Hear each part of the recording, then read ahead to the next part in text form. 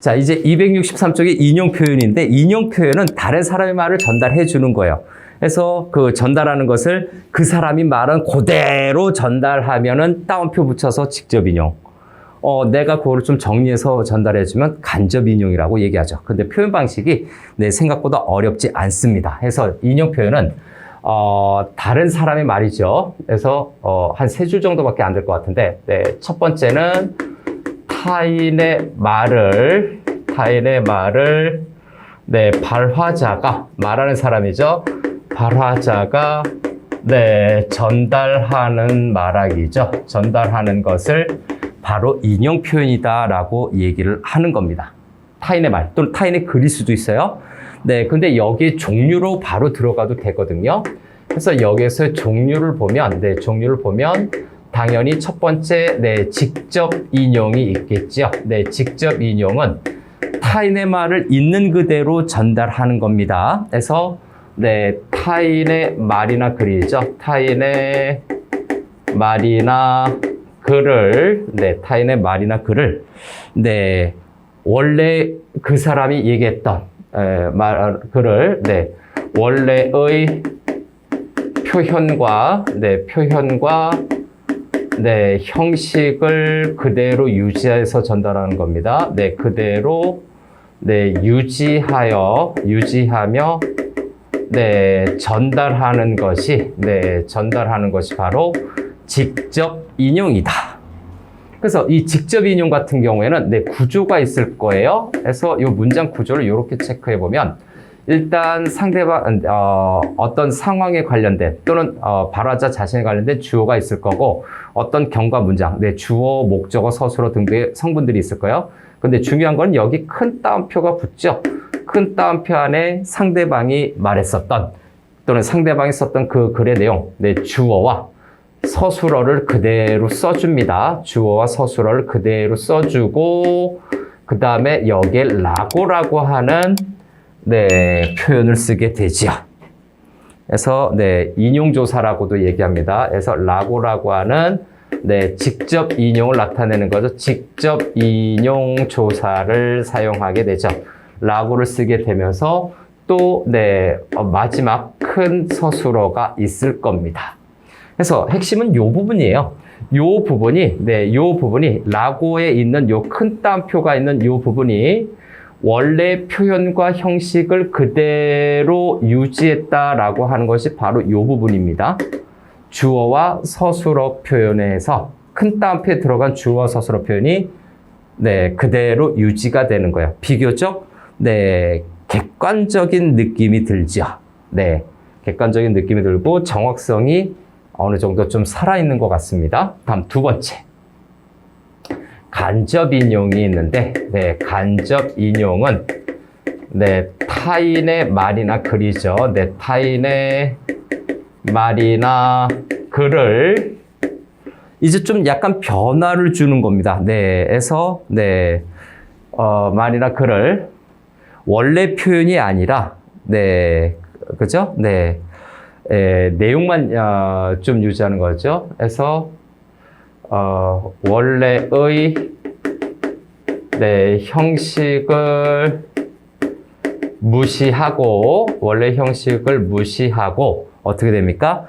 내용만 네, 전달해 주는 거죠. 네, 원래 형식을 무시하고 내용 의미만을 네, 전달하는 거예요. 그래서 요거는 전달자 중심의 말하기다라고 보는 겁니다. 그래서 직접 인용은 발화자 중심의 네, 말하느니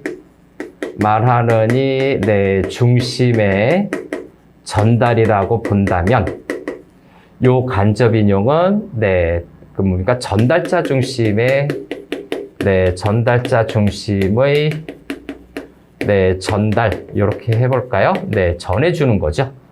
네, 전달을 하는 건데 이것도 구조 한번 보겠습니다. 자, 구조를 보면 자, 구조는 네, 주어가 있어요. 네, 플러스 어떤 문장 성분들이 있을 거고 또 다른 주어가 나타날 겁니다. 네, 또 흘러가는 내용이 있으면서 요 자체적으로 서술어가 있고 플러스 고가 붙어요. 이렇게 플러스 고가 붙어서 요거는 간접 인용을 나타내는 조사겠죠. 그리고 네, 전체적인 서술어가 있는데 바로 요 부분, 네, 요 부분이죠.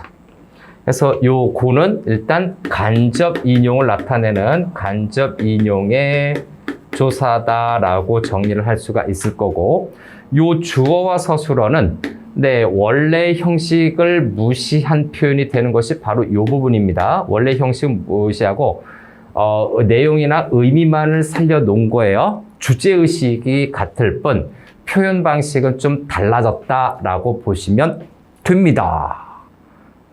자, 근데 이 두 가지 모두 다 어떻게 된다? 타인의 말을 전달할 때 원래 의도와 의미를 네, 절대 훼손하면 안 됩니다. 네, 원래 말하는 사람 또는 글을 쓴 사람의 의도를 네, 왜곡하거나 잘못 전달하면 안 되고요. 다음 세 번째. 자, 인용문, 직접 인용, 간접 인용문 간의 전환이 있어요. 인용문 간의 전환이라고 해서 좀 정리를 해보겠습니다. 인용문 1위의 전환이 있는데, 자, 직접 인용과 간접 인용으로 나뉘어서 서로 전달을 하게 될 거예요.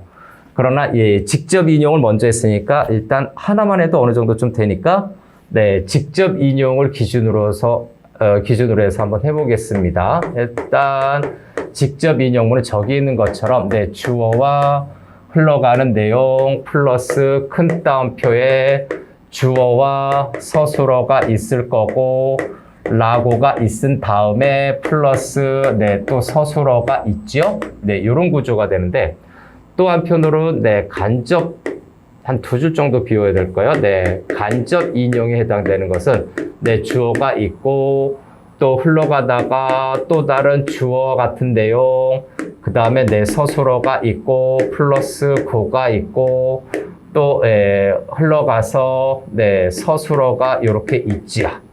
자, 이렇게 있다라고 봤을 때 문장 전환이 이루어집니다. 일단 네, 이 색깔로는 네, 주어와 주어는 그대로 갈 거예요. 근데 요 사이에 만약에 문장 전환을 할 때 또는 서로 왔다 갔다 하겠죠. 이렇게 왔다 갔다 할 때 첫 번째는 뭐다? 네, 시간 부사죠. 네, 시간 부사라든가 대명사, 시간 부사, 대명사. 그 다음에 네, 관형어죠. 네, 관형어. 바꿈이 나타나야 돼요. 문맥에 적절하게 바꿔야 됩니다. 네, 최대 일어날 수 있는 모든 경우의 수를 네, 좀 체크해야 될 겁니다. 다음 두 번째는 이 부분이죠. 주어와 주어가 그대로 있을 수 있지만 두 번째, 네, 주어가 내가 너로 바뀔 수도 있고요. 네, 등등등 구체적인 사람이 될 수 있죠.